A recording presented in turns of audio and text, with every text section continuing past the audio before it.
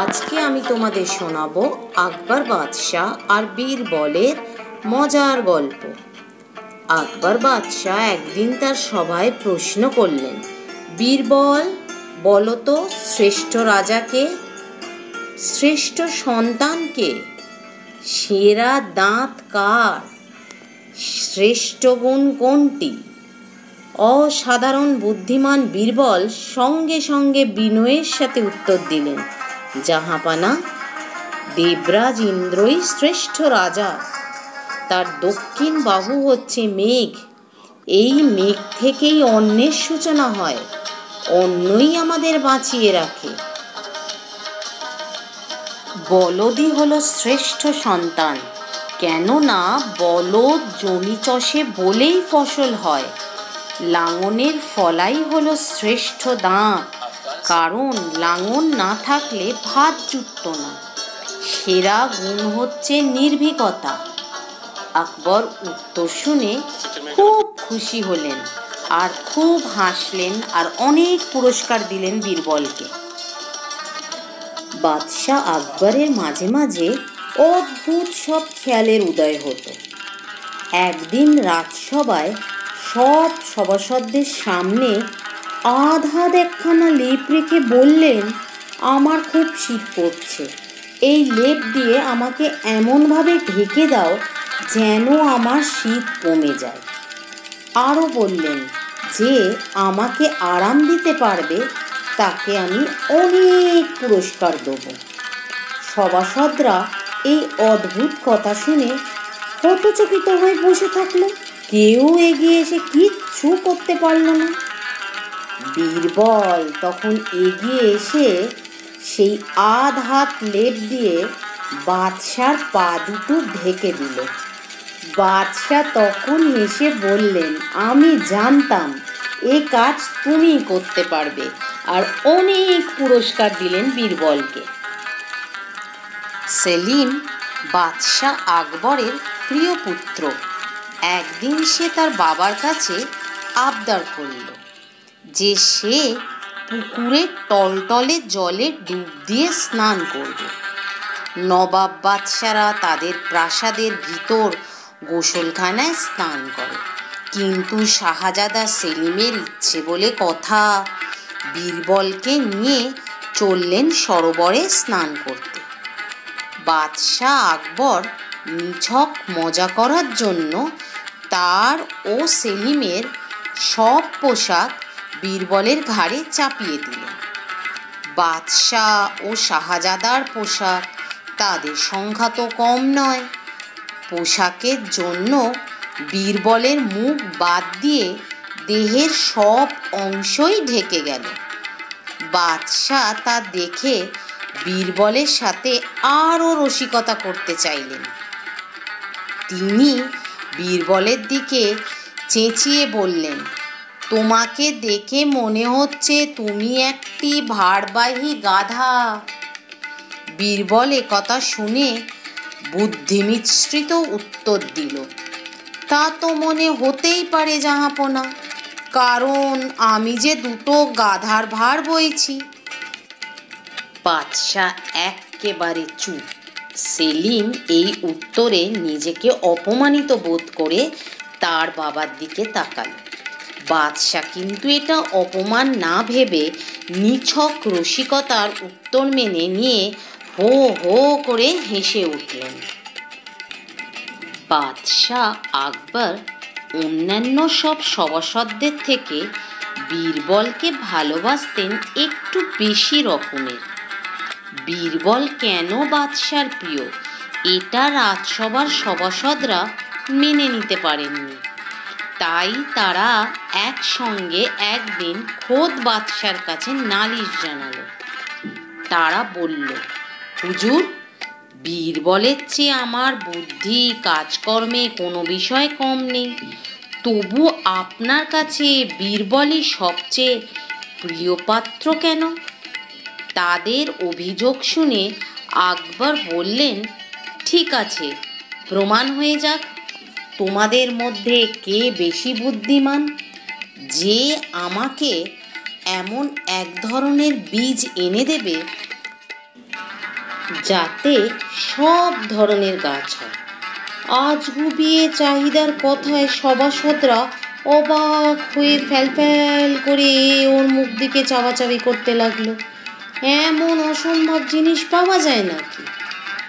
এরপর বীরবল এক পাত্র জল এনে বলল, জাহাপানা, এই জলই হলো সমস্ত গাছের বীজ, কারণ সব গাছের জন্যই প্রয়োজন জল। সব দেখার পর সভাসদরা বীরবলের বুদ্ধি দেখে চুপ করে বসে থাকলো। বাদশাহ আকবর এইভাবেই সভাসদদের বুঝিয়ে দিলেন বীরবল তার এত প্রিয় কেন। এই কারণেই বীরবল বাদশাহ আকবরের ভরসার পাত্র হয়ে উঠেছিল। একদিন যখন বাদশাহ আকবরের একটি মূল্যবান আংটি চুরি গেল, চোর ধরার ভার পড়ল বীরবলের ওপরে। আংটিটি সম্রাট আকবর বিছানায় শোয়ার আগে সিন্দুকের উপর খুলে রেখেছিলেন। আংটি খোঁজার ভার পেয়ে বীরবল কাউকে কোনো কথা জিজ্ঞেস না করে সিন্দুকের ওপর কান পেতে চুপচাপ বসে থাকল। বাদশাহ তো অবাক। কিছু সময় পেরিয়ে যাবার পর বাদশাহ বীরবলকে জিজ্ঞেস করলেন, ওভাবে বসে আছো কেন? বীরবল তখন বলল, হুজুর, সিন্দুকটা কিছু বলছে মনে হয়। বাদশাহ অবাক হয়ে জিজ্ঞেস করলেন, সিন্দুকটা কি বলছে? বীরবল তখন বলল, হুজুর, সিন্দুকটা বলছে যে আংটি চুরি করেছে সে এই ঘরের মধ্যেই আছে, আর তার দাড়িতে আংটিটা আটকে আছে। এ কথা শোনার সঙ্গে সঙ্গে একজন মুন্সি তার দাড়ি নাড়া দিল। বীরবল তখন তাকে জেরা করে তার কাছ থেকে আংটিটি বের করলেন। আকবর বাদশাহ তাই খুশি হয়ে বীরবলকে অনেক উপহার দিলেন। এমনই বাদশাহ আকবরের কাছে কেউ কিছু নালিশ করলে আকবর বাদশাহ বিষয়টির সমাধান ও বিচারের ভার বীরবলকে দিতেন।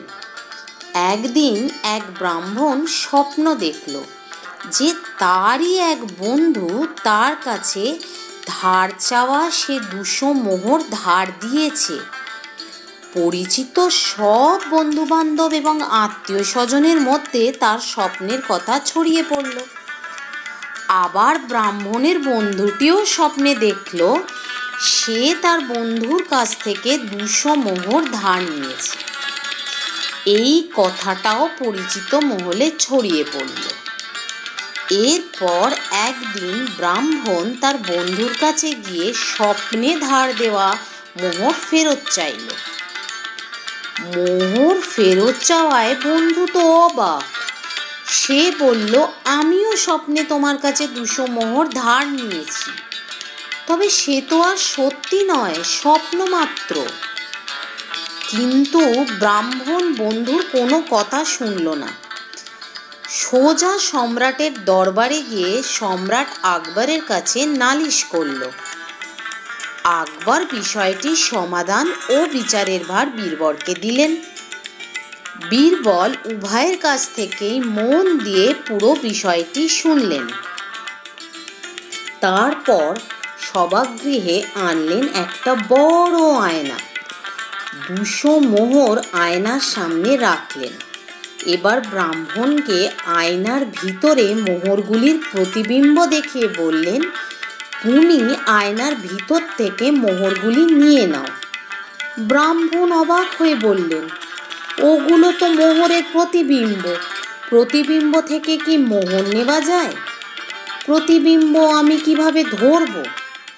বীরবল সঙ্গে সঙ্গে বললেন, তাহলে স্বপ্নে দেখা মোহর পাও কি করে? এবার ব্রাহ্মণ তার ভুল বুঝতে পেরে লজ্জা পেলেন। বাদশাহ আকবরের কাছে মার্জনা চাইলেন ও বন্ধুর কাছেও ক্ষমা চাইলেন। এইভাবেই বীরবল নানান সমস্যার সমাধান তার বুদ্ধি দিয়ে করত। আকবর বাদশাহ ছোটবেলায় এক ধাত্রী মায়ের কাছে বড় হয়েছিলেন। সেই ধাত্রী মায়ের একটা ছেলে ছিল।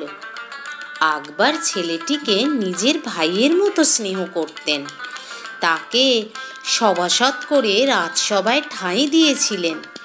ছেলেটি কিন্তু বীরবলকে একদম পছন্দ করত না, খুব হিংসা করত।